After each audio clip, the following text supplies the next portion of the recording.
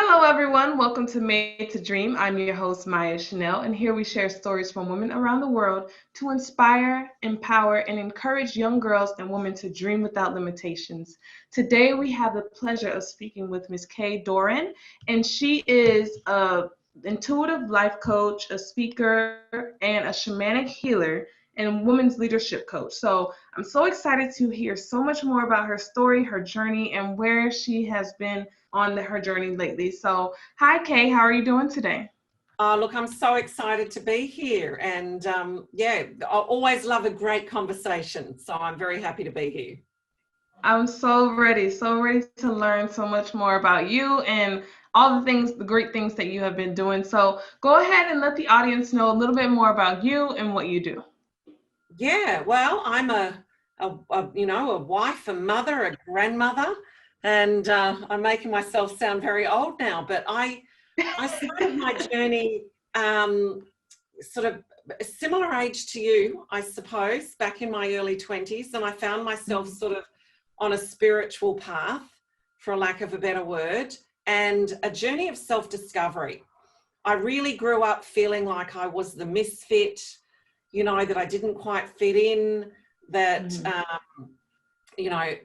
anger, self-loathing, frustration, needs feeling like they weren't met, but just with this heart and desire just to connect with people. It was my motto was, can't we all just be friends? When things were very clicky, as it can be for girls and then teenagers growing up. And my thing was, can't we all just be friends? So, Right. and then I ended up with a car accident that led me into a lot of pain that wasn't able to be fixed. So I learned to meditate, and I suppose things sort of started from there. And then I found myself running my own business. I hadn't sought it. It sort of just kept unfolding and coming to me, where I was teaching meditation, personal development, all the skills and things that I'd learned on how to transform my life and my sense of self-worth, that sort of led into coaching and the shamanic healing work as well. So it probably sounds a little bit strange to have coaching on one hand and then this sort of spiritual shamanic energy healing work on the other. But my business name, Inner Expressions, really is because I'm a women's leadership and life coach and the shamanic healer. And to me, leadership starts from within. Everything for me starts from within and sort of leads from there out into the world. I don't think in terms of leadership of leading others. I think it's really leading ourselves and stepping forward. And that if we're coming from an integral place and an inclusive space, then we naturally will lead others, and as you say, into their own personal power and want to be part of that sort of collective energy, that really, I am who I am and I honor who you are. I have my skills, you have your skill sets. I have my gifts, you have your gifts. If we can bring them together collaboratively, what a beautiful world, what a beautiful business, what a beautiful company we're sort of working in. So hence the name Inner Expressions. And I ran this business, and it really just sort of started, as I said, organically. And I was doing my journey as then others were asking and seeking for my help. And when I got into my 40s, I'd been doing this then for about 20 years, raising children. I was so used to people seeking me out. And I think I hit what I term, and which is what I love to work with women, is their comfort zone. Where we sort of plateau out and we stop growing and we stop challenging ourselves, and we come up with all these excuses, and I felt the draw that it was time for me. All of this was becoming sort of, it sounds terrible, but too easy. There was no challenge left for me in it. The way I was working, I knew how to do it. It was just second nature. So I actually went out into the workforce. And I can tell you now, that was terrifying. Being in my 40s, running my own business for 20 years, people seeking me out, and going into the workforce was very frightening at that age. But it was sort of like now or never. And how do I take those skills and put them into a resume? And I ended up in sort of management and sales roles and team building roles where I started to experience bullying. I Wow. recognize now that I've actually had it a lot through my life with, you know, jealous females, and then, you know, nasty, which is bullying. But this was like right in my face bullying. And I probably stepped into that world, to be honest, a little bit naive, because I was used to people seeking me out. I was used to people wanting to develop themselves and grow and be insightful. And so it was a real slap in the face and a shock to the system. But every role that I progressed in quite quickly, I was still experiencing that. And then I experienced bullying from upper management. Wow. And, you know, long story short, I was meant to have those 10 years out in that workforce, because it really, I've always been resilient, but it really strengthened that muscle of resilience. It really made me stop and go, what are my values? Where are my boundaries? What am I willing to put up with and not put up with? You know, where am I settling for second best in order for the dollar? And a sense of security. And it led me on a journey back. And I'd never completely stopped my business, but it was very small scale then on the side. As you can imagine, you're tired doing your day job and back, but it, you know, it's hard, it's tough. Yeah, it led me back to what my passion is. And I've realized I had to do that, because if I'd been in this business and only this business for 30 years, I couldn't relate to the women in particular then out in the workforce wanting to transition from their job maybe into up leveling in the company, or their job and wanting to come to their business, or being bullied and settling. And, you know, so it added more tools to my tool belt, and it made me even more passionate about, this is my life purpose. This is my passion. I'm well and truly armed, and it's just time to come back and listen to that voice of power and potential within, and stop settling. No, most definitely. No, most definitely. I agree. I love, there's so many great gems that you just mentioned in your story that I'm just sitting here like, oh my gosh, I want to talk about that. You know, you have motherhood, making sure that things flow organically, and there's just so much more in there. So I want to talk about, you know, making sure that things are organic. I feel like a lot of times we have to focus, look, we're trying so hard to start something that we're focused on not, you know, the things that come to us easily. Like, for instance, you were in this business before you even made it a business. So it just kind of came to you and flowed to you. And sometimes we ignore the things that come to us so easily and try to go after something that's hard for us. Yeah. And you know what, that's so true, because after having that very organic business that grew and grew and grew, and I was on radio interviews, and I was working one-on-ones and corporately and privately and tribally because of my shamanic energy, spiritual sort of side. But I'm very much about a foot in both worlds. But what happened for me is, after then going out and sort of being in more a corporate world, coming back, I thought, okay, I've got to get a coach, right?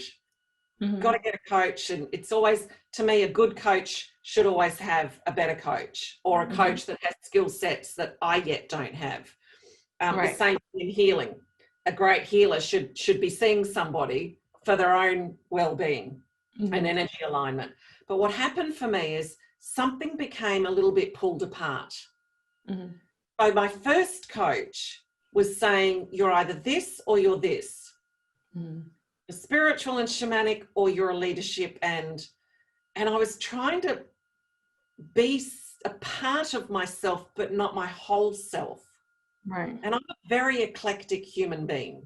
You know, in my day I've ridden motorbikes. I can put on a suit and walk into, you know, a networking or corporate event, and then I can be a little bit bohemian and a little bit gypsy and a little bit, do you know what I mean? It's, I love to dance. So I'm all these different personalities. But I have to let them all have, it's actually all of it is who I am. And I think we go through life, and I know I sort of did that through my teenage years, where we're trying to adapt to what we think is acceptable. And believe it or not, I fell back into that. So, okay, so I've got to start this business. I'm up leveling it. I'm really focusing it on the coaching, but you know, and it's very hard to take away a big part of who I am and what made me feel empowered and self-confident, which is that spiritual, energetic, shamanic side. And after a while, that started to feel wrong. Like I just felt so lost, and nothing much was happening, and it didn't make sense to me because I'd done 20 years where it just grew organically. And you know what? Here's an interesting thing. This is another betrayal upon myself. And you've got to realize I've been working on myself longer than the 30 years I've been working on people, but we're all subject to this human condition. Yeah. And I stayed paying this coach longer than I knew I needed to, because I'd handed a certain amount of power over to this person. And then in the end, it was like screaming at me, and I stopped. And then I started the journey of reintegrating all these elements of myself. And now you can see it when you look at my website. It's sort of like a women's leadership and life coach and a shamanic healer but you know what? You can't take away integral parts of who you are. They don't always have to make sense. And it's okay to be eclectic and have all these different expressions, but they've actually all got a part to play in our life. And it's about embracing each and every one of them. And nothing will unfold unless you're being in business or in life or in relationships, the full authenticity of who you are and what's made you who you are, all the experiences and, you know, all of it. Right. No, I totally agree. I feel like it's crazy because we're all connected in some sort of way. If you're listening in, Kay is in Australia. She lives in Australia. I'm in Florida, United States. So just to see that we go through the same things, even though we are on different continents, and that we still experience the same, you know, type of life experiences. And I think that society tries to break us down to say, okay, you may like these different things, but you need to just pick one because it's going to confuse us. And because it confuses society, we have to kind of dwindle ourselves down a little bit and say, okay, I'll have to make a choice just so that it satisfies everyone else instead of satisfying yourself. I have a great example. When I was going to high school, we had magnet programs, and I was an artsy person as well as a science person. I wanted to be a doctor, but I also wanted to do acting and singing and all of those things. So there were two different schools, and I was like, oh my God, like they won't let me do both. How can I do both? So I had to make a choice to just give up one of my things and do that as an extracurricular outside of school, and just make a choice to do this one thing in school. So I think sometimes society tells us, oh, you can't really do multiple things. You can't do all of the things that you want to do. You just need to stick to one and be good at it and just keep doing that for the rest of your life. And I think that's a concept that has to be revisited within ourselves. We try to let others dictate how we live our life, and essentially it causes us to be unhappy. And, you know, that's a beautiful thing that you've just spoken about there too. So, you know, in the world that we're in now, and, you know, if you're in university or school or whatever it might be, and you're feeling like you're having to make a choice, don't give up the other. Find another way to express that in your life. Yes. Do you know what I mean? So if you have to choose, okay, I'm going to study to be a doctor or whatever, but I love to dance. Well, just make sure you've got dance in your life, or just make sure you've got art in your life, or, you know, just make sure you've got whatever it is. But even it's also the best life you can do is the expression of you. I agree. And in the good, bad, and the ugly, because part of my work is really also about understanding how the mind works and how energy works. And, you know, for me, it's about integration and acceptance. Everyone talks about self-love, but I prefer to say self-acceptance, because if you go self-love, we automatically go, all the good parts of me, all the so-called positive parts of me. Right. But self-acceptance is, in the human condition, I'm just a human being, even at 55 and you're at 23, but you don't grow out of still doing the human journey of growth and having to learn and being influenced by the unconscious non-truths and stories. It's about unmasking that. So for me, self-acceptance and integration are the keys. So if I suddenly end up angry and then I'm not a very nice person and I say not very nice things, I need to accept and understand and embrace that, to integrate it for it to settle down, if that makes sense. So it's not like a tantrum throwing child coming out. But if I'm trying to be somehow perfect, we're all perfectly imperfect. Right. So it doesn't mean, okay, I'm condoning that behavior.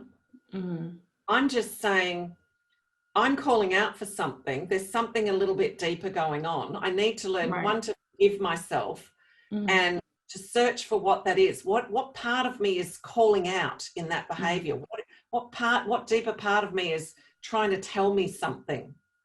Right, asking yourself questions and understanding why you're feeling a certain way. I think sometimes we feel a certain way and we kind of know why, but we kind of try to suppress it so that we feel like, okay, I'm acting out, but I don't really know why. So that gives me an excuse to be like this because I'm not going to visit the real reason behind these actions that I'm taking. Yeah, and be nice to ourselves. I mean, you know, if a child came to you and said, I'm ugly, I'm horrible, and I don't know enough, and I'm never going to achieve anything, would you go, yeah, you're right?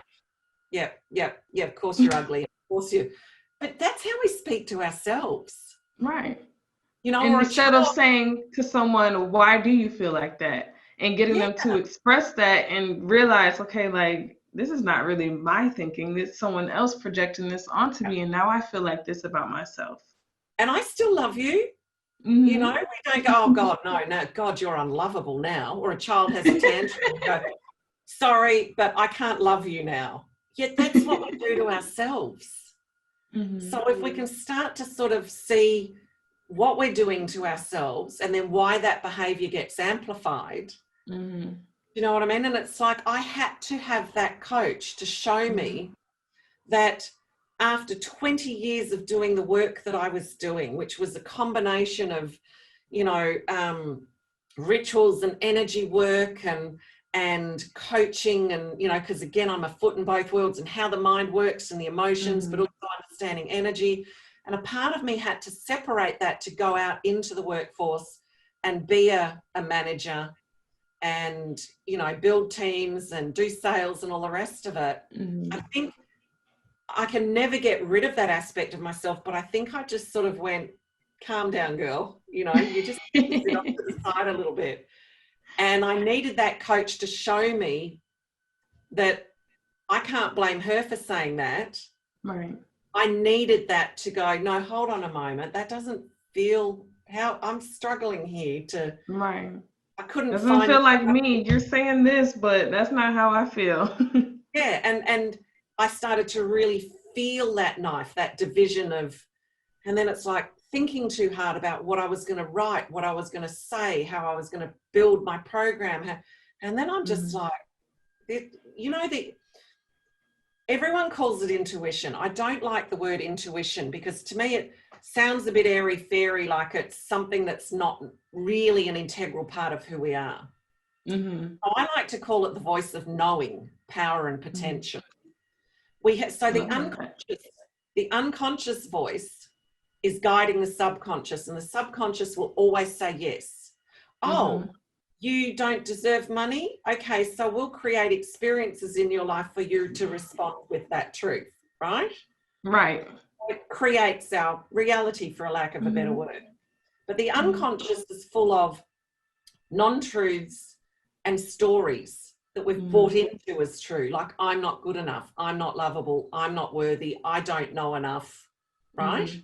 Right. They're non-truths. They feel very real because they react in the emotional body, but they're not real. The real truth is and some people will call it the superconscious mind or intuition, but again, I like to call it the, you know, the voice of the power and potential, the voice of knowing, because for me, that voice that says, hey, start a podcast, start a And then business. you have that unconscious telling you, oh, you know, I don't know if this is the right No, time for you. yeah, Maybe you should hold off.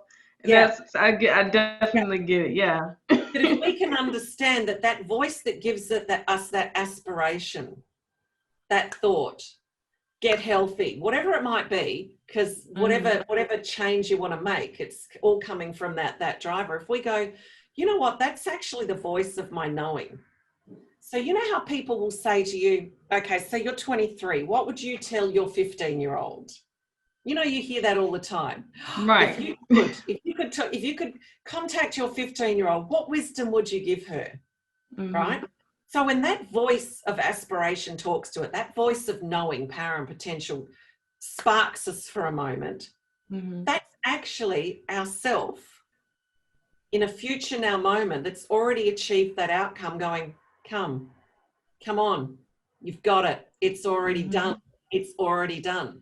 The problem is, because we don't understand that, we keep feeding the unconscious, which keeps feeding the subconscious. You let it overpower. Yeah. Yeah. And that's where I say to people, I get people back in the driver's seat of their life, because generally who's driving at the moment is that unconscious, is that wounded self. Well, I don't know about you, but I don't want a child driving my car, my life. No. No, most definitely. And that kind of brings me to when you spoke about earlier, you know, being in motherhood and afraid of growing further.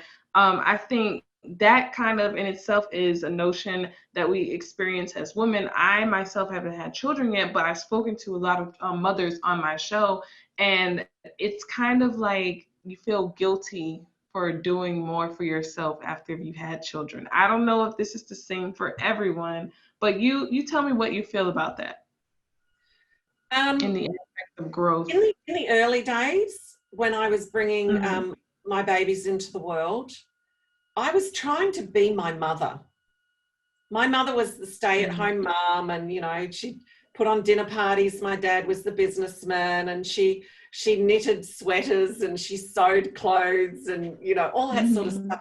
And I tried so hard to be her until I realized I'm not her. And you know what? I had this idea that I needed at least twice a year to go away and have a weekend on my own of silence. Even though I knew that, because I was in my 20s, even though I knew that, it took me 2 years before I really fully gave myself permission. Wow. I had to unravel from all these expectations I put on myself about the kind of mother I should be, rather than the kind of mother that I am. Right. Everyone's different, and you have to accept yourself for who you are and understand who you are. And just because you don't do the same things as someone else doesn't mean that you're not a good mother. Like there might be one mother, I see like videos of this one mom, she goes and I mean, she cuts all the food into little shapes and stuff. Just because you're not, you know, cutting food into shapes doesn't mean you're not a good mother, you know? So you have to be real with yourself and have your expectations for yourself rather than what someone else is doing. One of my coaching clients, and I've, you know, she's actually been with me for 15 years, so we've actually become very good friends as well as, you know, collaborating. She's 10 years younger than me, but she started having children later than me. So her children are like 10, 8 and 5. And she's just been on holidays away with them. And she came back and she said, oh my God, Kaye, and I got back to my business. She has her own business that she's up leveling. And she said, it was so wonderful to be back in my business doing what I do. And she's learned over the years not to feel guilty about that she's actually the best mother that we can be, or the best person that we can be, the best leader that we can be, is to be, again, authentic to who we are. So, you know, if I'm not the knitting, sewing, baking kind of mother, that doesn't matter. I'm a powerhouse of a woman. I'm a, you know, Mm-hmm. my daughter some years ago, and my kids are all growing up now, obviously, because I'm a grandmother. Mm-hmm. And when I decided to come back to my business, she said she loves to make up words. She's nearly Mm-hmm. 30, but she loves to make up words.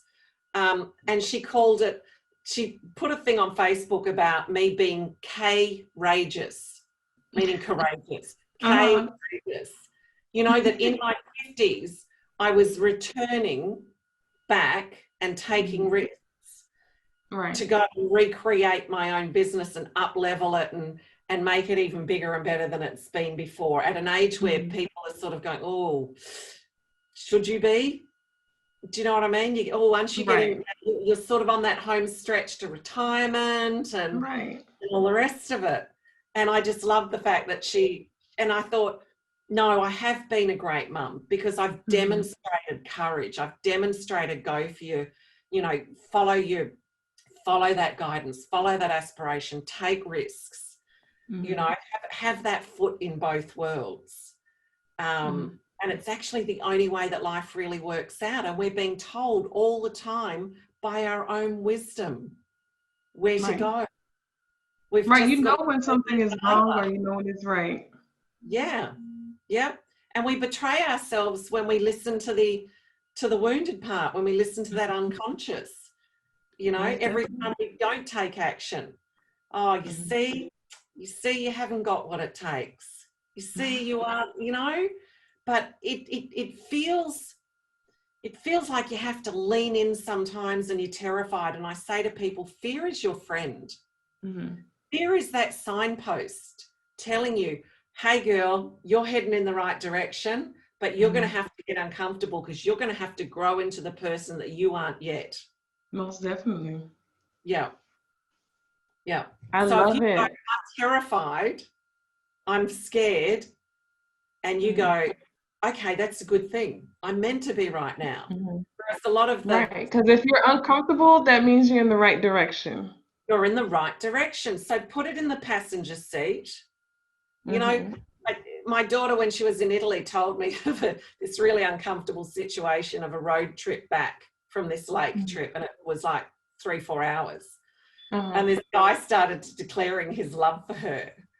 You know, and she said in the end, Mum, it didn't matter what I said. So in the end, it was just like this really annoying person next to me that just wouldn't get it. And I just kept focused and kept driving. So I say, you know what, it's like that. You know, have you ever been on a road trip with someone that's really annoying? You know, you just got to let them do their thing, but you keep heading in the direction of you know, of your destination. Right. That's what we need to do when the fear and the doubt and the insecurity comes up. If we can understand it and its purpose and go, I'm putting you in the passenger seat. I'm going to drive. This is really annoying. I want it to feel easier than this, but it's not going to be, but it will become easier. Right. The more I keep driving, you know? Yeah. I totally agree. So if you had to say one thing to women and young girls around the world to inspire them to dream without limitations, what would it be? Know that you deserve it.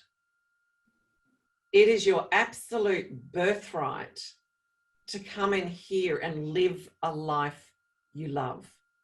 And it's not always going to be easy, but the challenges come so that you can dig deeper and actually realize and recognize you've got this. I've got a saying, you know, nothing comes to you that you're not yet capable of already handling. You've just got to realize you're capable. Right. And turn your vision inwards. You know, meditation is an incredible practice for disciplining the mind, the spirit, for turning your vision in, for turning up and amping up, you know, that voice within. But it is your birthright to live a life you love. And don't sit in a rocking chair at the end of your days going, I wonder what would have happened if. Right. You know? Never want to regret or, you know, have those what ifs. Like, do it. I tell people all the time, if you want to create a magazine and nobody buys it, it doesn't matter because you did it. And you don't have to say, I always wanted to create this. Always wanted to do this. You've been able to do it. Don't let anything stop you. And you know what? Invest in yourself. girls and women will go out and buy shoes and go out for dinners and buy new dresses. But if you've got an aspiration and you haven't got all the skill sets, invest in yourself to bring on board the people that can support you, that have the knowledge that you don't yet have, you know, and understand how the mind works, understand how energy works, understand what's going on, and don't expect it to be really easy all the time, because if it's easy all the time, you aren't growing. And doesn't it feel amazing when you've faced a challenge and then you break through? It's that moment of, whoa. Well, definitely. And then investing in yourself does not always require monetary value. So No. a lot of times investments include time, just taking out the time to say, let me learn more about myself. Let me learn how to do this skill. Let me read this book. Books, talking to people, you know, all of it. It doesn't always take money, but it takes action of some sort. You know, and what you're going to align to and listen to and surround, you know, who you surround yourself with, and podcasts like this, and books and articles and you know, but again, whatever it is for you. But no, it doesn't always take money. Investment is not necessarily always a monetary investment in self. Sometimes it is, and sometimes it's just what you immerse yourself in. But you know, you only get to do you once, and life is fleeting. You know, my comes by like that. My daughters have lost some very, very close friends at very young ages. So you don't know. So all you've got is today. Today. And you know, sometimes you're riding the crest of the wave, but sometimes you crash, sometimes you tumble drown in the ocean, sometimes you're laying on the sand and you're trying to catch your breath. You know, it's like fifth gear in the car, fourth gear, third gear, first gear, pit stop. But you're still moving. It's not always going to be high speed. It's not always going to feel easy. It's not always going to feel simple, you know, but persistence and just realignment all the time. But yeah, it's your absolute birthright to live a life you love. Most definitely. Well, we thank you so much, Kaye, for coming and sharing your story. Truly inspiring, truly encouraging, and I loved every bit of it. I do want to give the opportunity to allow the audience to know if they want to reach you for services, just to contact you for a quick chat or to follow your journey. How can they do that? Look, best to go to my website, kayedoran.com. There's a free one-day workshop that I've just put up there that I've run for 15 years if they want to do some self-exploration and find out their limiting beliefs and sort of change that and realign. That's on there. Some free meditations, you know, or you can track me down on Facebook under my personal name or under Inner Expressions. But I'm a very approachable person. So, hey, if you have questions, and, you know, I'm in this because I love this. Right.